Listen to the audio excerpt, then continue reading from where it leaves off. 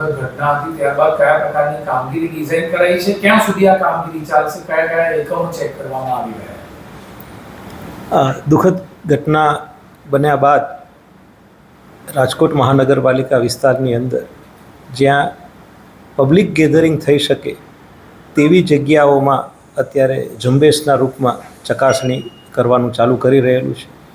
Public ગેધરિંગની જગ્યામાં ખાસ કરીને અમે હોસ્પિટલ,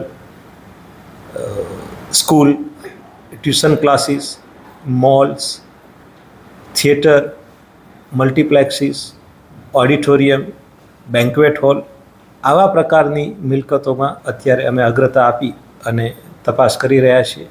મહાનગરપાલિકામાં કુલ 18 વોર્ડ છે, એટલે તમામ એ વોર્ડમાં એક સાથે ઝુંબેશના રૂપમાં કામ કરી શકાય એ માટે 18 ટીમનું આયોજન કર્યું છે.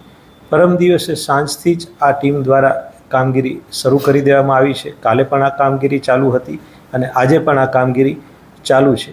ગઈકાલે સાંજ સુધીમાં લગભગ 200 ઉપરાંત જેટલી મિલકતોની અમે તપાસ કરી શક્યા છીએ અને તપાસણીના અંતે જેમાં ફાયર એનઓસી ન હોય, બીયુ પરવાનગી પણ મેળવેલી ન હોય એવા 40 ઉપરાંતના એકમોને અમે સીલ કર્યા છે અને લગભગ 70-80 જેટલા યુનિટમાં જ્યાં નાની ક્ષતિ જણાઈ આવેલી હોય એવી ક્ષતિની પૂરતા કરવા માટે આપણે નોટિસ આપી છે.